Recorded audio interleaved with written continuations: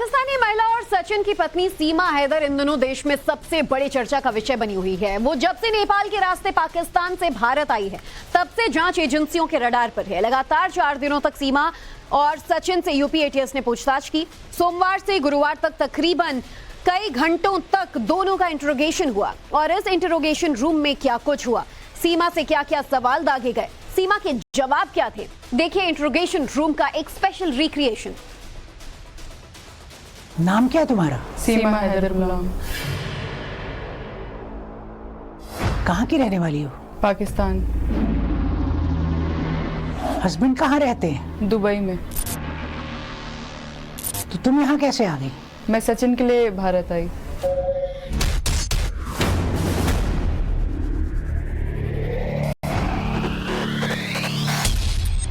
दो पासपोर्ट है तुम्हारे पास? 2 पासपोर्ट कैसे होते हैं एक इंसान के पास? नकली कौन सा है, असली कौन सा है? तुम कौन हो, क्या हो?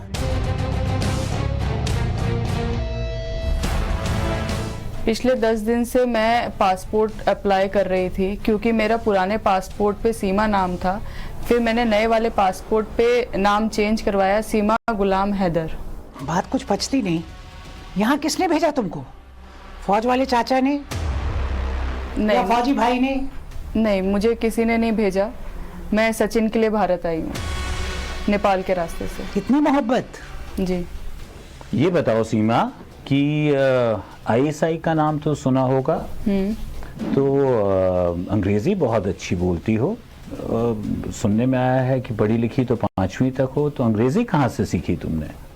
आईएसआई का नाम मैंने नहीं सुना था। मैं पिछले कुछ दिनों से मुझे पता चला कि ये भी कोई जांच एजेंसी होती है और मैं पबजी खेलती थी और अच्छे लोगों के साथ मेरा इससे ताल्लुकात हुआ, तो उसके थ्रू मेरे को इंग्लिश बोलने की नॉलेज मिला। पढ़ाई लिखाई तो बहुत नहीं की तुमने, लेकिन अंग्रेजी फराटेदार बोल रही हो। ये पबजी और सोशल मीडिया के थ्रू मुझे इसके बारे में जानकारी मिली, शब्दों का ज्ञान मिला। जिस शिद्दत से हिंदुस्तान में आई हो, मकसद वही था या किसी चाचा मामा फौजी भाई ने भेजा यहाँ पे? नहीं, मैं सचिन से प्यार करती हूँ और मैं सचिन के लिए यहाँ पे अपने बच्चों के साथ आई हूँ।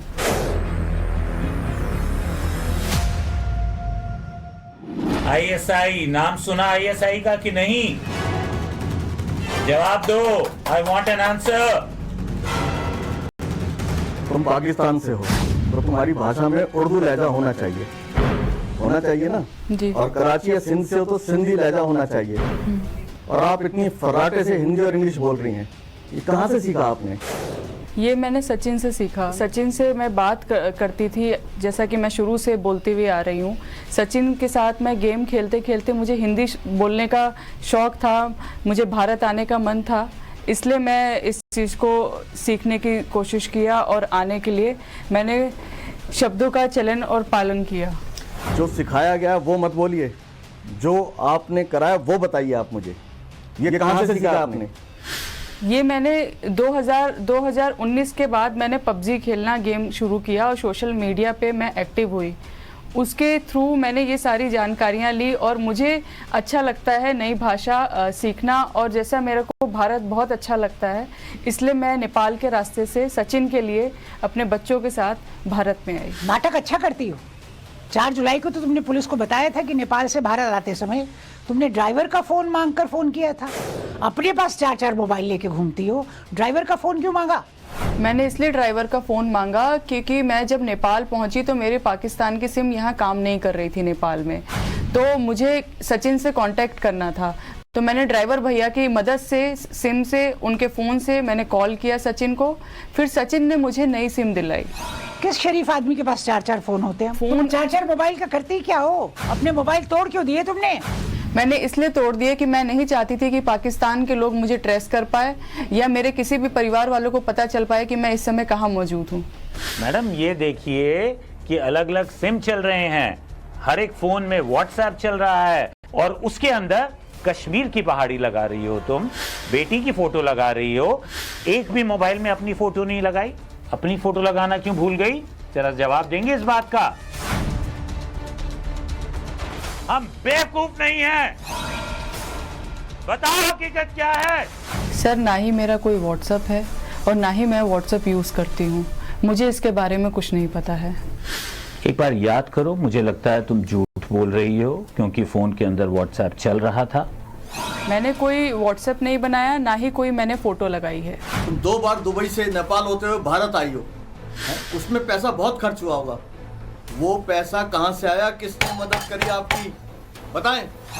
सर, मेरी पाकिस्तान में मेरे नाम से ज़मीन थी, उसको मैंने बेचा और मैंने कुछ जेवर बेचे और उस ज़मीन से मैंने 7 लाख की टिकट करवाई, जिससे मैंने आने जाना 2 बार किया। और जब मैं अपने पति को, गुलाम को मैं दुबई भेजने में मदद कर सकती हूँ अपने जेवर बेच के, तो सर इतना तो मैं कर ही सकती हूँ ना। आप इस चीज को प्रूफ कर सकते हैं कि आपने जमीन बेची है या जेवर बेचे हैं? है किसको बेचे थे आपने? हम यहीं से वेरीफाई करवाएंगे, बताइए। सोचिए मत, बताइए आपने करा है। सर, मैं ये बात, ज़मीन मेरे नाम पे थी, मैंने 12 लाख की ज़मीन बेची, जिसमें से मैंने 6 लाख का 6 लाख मैंने टिकट में बनाया, अप डाउन करने में लगाया, और अपने बच्चों के पासपोर्ट में भी मेरे पैसे लगे। नहीं, ये रटा रटाया। मैडम, साफ साफ बताओ, कौन तुम्हारी मदद कर रहा? अकेले तो तुम ये काम नहीं कर सकती, उसके काबिल तो नहीं हो। किसने किसने तुम्हारी मदद की इस सब काम में? 7 लाख टोटल टिकट में पैसे लगे थे, 2 बार जिससे मैंने आना जाना किया, और उसी के मैं नेपाल पहुंची। नेपाल से फिर मैंने बस किया, बस के रास्ते में भारत में मेरी एंट्री हुई। आपके फादर की 2 साल पहले डेथ हो चुकी है। पति से भी संबंध बहुत अच्छे नहीं है इनके, हैं? भाई से सालों से नहीं मिली है। कौन फंडिंग कर रहा है आपको? कहां से ये पैसे आए आपके पास? पैसे की अफरात है। ये बताना पड़ेगा आपको। सीमा, अगर सच बता दोगी तो हम तुम्हारी मदद कर पाएंगे। मुमकिन है तुम्हें पाकिस्तान ना जाना पड़े, ना जेल जाना पड़े, और शायद तुम्हें भारत की नागरिकता दिलाने में भी मदद हो सके, लेकिन तुम्हें ईमानदारी से सच बताना होगा।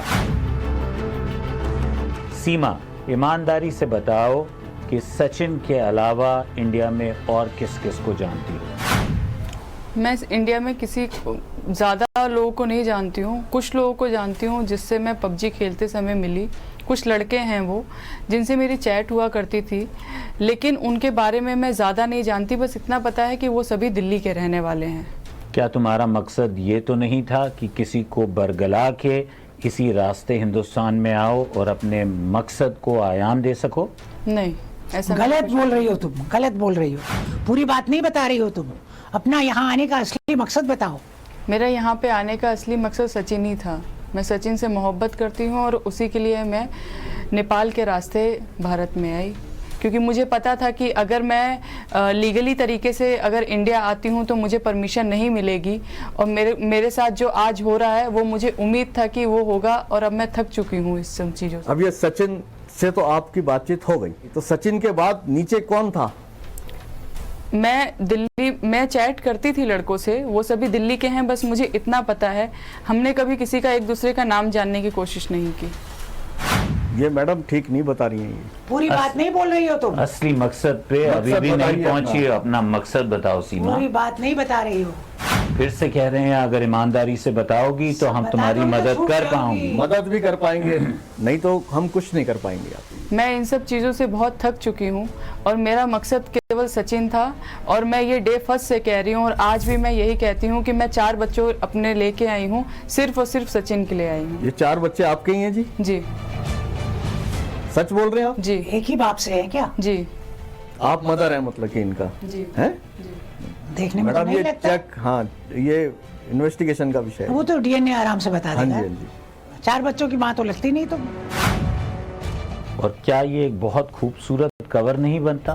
4 बच्चों के चलते हमदर्दी भी मिल रही है, पूरी मीडिया की अटेंशन भी मिल रही है। मैं पाकिस्तान में अपने बच्चों को छोड़ के नहीं आना चाहती थी। पाकिस्तान में किसी और से बात हुई तुम्हारी? नहीं। अपने खानदान, अपने कुनबे में किसी से बात हुई? भाई से, माँ से, किसी से? नहीं, मेरी किसी से बात हस्बैंड नहीं। से, किसी से? नहीं, मेरी हस्बैंड से बात हुई थी, वो भी टीवी चैनलों के दौरान ही हुई थी। वैसे मैंने कभी किसी से कोई कांटेक्ट करने की कोशिश नहीं की। मोबाइल तोड़ा क्यों तुमने अपना? मैंने मोबाइल अपना इसलिए तोड़ा मैंने आपको पहले भी बताया कि पाकिस्तान की सिम नेपाल में काम नहीं कर रही थी और मैं एकदम नहीं चाहती थी कि पाकिस्तान किसी भी तरीके से मुझे ट्रेस कर सके। तो मैंने ये अच्छा समझा कि मैं इसको तोड़ के मैं अपनी नई ज़िंदगी की शुरुआत करूं।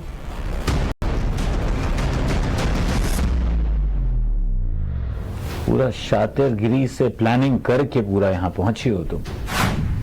मैडम जो बात बोलते हैं इमीडिएटली इंस्टेंट आंसर आ रहा, सोच नहीं रही है ये इट्स वेरी डाउटफुल। बहुत अच्छा रिहर्सल है इनका। बिल्कुल। ट्रेनिंग और रिहर्सल बढ़िया है एकदम। परंतु सच्चाई तो जानना कठिन नहीं है, मुश्किल नहीं है, सच्चाई तो तुरंत पता लग जाएगी। बेहतर है आप खुद ही सच सच बता दो, आप बच जाएंगी जेल जाने से भी, आपकी मोहब्बत भी कामयाब हो जाएगी। सच चाहिए, सच। क्या मकसद है आपका? सच यही है कि मैं सचिन से मोहब्बत करती हूँ और इसीलिए मैं भारत आई हूँ। सच बोले बिना तो मोहब्बत भी सिरे नहीं चढ़ेगी।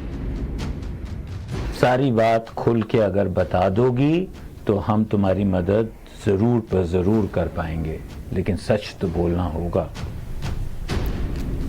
आप लोग जितना भी आप लोग मेरे से पूछ रहे हैं मैं उसका सही जवाब दे रही हूँ। रटा हुआ नहीं, जो सच है वो। ये तो सब तैयारी करके आई हो सीमा तुम। मुझे नहीं पता। बनाने की हमें कोशिश मत करो, ये सब तैयारी तुम करके आई हो। दिमाग में तुमने रिहर्सल की है, क्या सवाल होंगे, कैसे होंगे। अभी भी ईमानदारी से सारी बात खोल दो। हम वादा करते हैं तुम्हारी मदद करने की कोशिश करेंगे। मुमकिन है जैसा मैडम बोल रही थी तुम्हारी मोहब्बत को अंजाम भी मिल सके, लेकिन उसके लिए बिल्कुल ईमानदारी से बिल्कुल सारी हकीकत रूबरू बतानी होगी। मैं आप लोग को सपोर्ट कर रही हूँ और मैं चाहती हूँ कि आप लोग भी मुझे सपोर्ट करें और जितना आप लोग मेरे से पूछ रहे हैं मैं ये सब चीज़ें सच बता रही हूँ। मुश्किल नहीं है पता करना सच क्या है, बेहतर है कि तुम्हारे मुंह से ही सुन ले। मेरे मुंह से जितना भी मैंने अपना बताया है वो सब सच है। इस बात का अभी भी एक सेटिस्फैक्टरी जवाब हमें नहीं मिला कि अंग्रेजी इतनी कहां से सीखी तुमने। फराटेदार बीच पांचवा में पास है, अंग्रेजी बोल रहे सिर्फ हो। 5वां क्लास पास है। फराटेदार, बहुत अच्छे इंग्लिश के तर्तेनिया। कुछ अल्फाज इस्तेमाल कर रही हैं। ये सब मैंने चैटिंग से और पबजी गेम से सीखा। मैं सोशल मीडिया ज़्यादा इस्तेमाल करती थी क्योंकि गुलाम यहाँ मेरे साथ नहीं रहते थे, वो बाहर रहते हैं, तो मैं सोशल मीडिया पे मैं दिन भर एक्टिव रहती थी। तो जिसके जो मुझे 4 बच्चों के साथ तुमको इतना फुर्सत मिल जाती थी इतनी? पति से मोहब्बत नहीं मिली, उससे रिश्ते को सुधारने का कोशिश की आपने? मैंने अपने पति को जेवर बेच के ही दुबई भेजा। पाकिस्तान में आप किसके साथ रहती थी? क्या फैमिली थी? कहाँ रहती थी आप?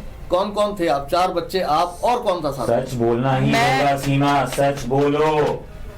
मैं और मेरे 4 बच्चे हम एक साथ रहते थे। और कोई नहीं रहता था? नहीं। वो घर अपना था?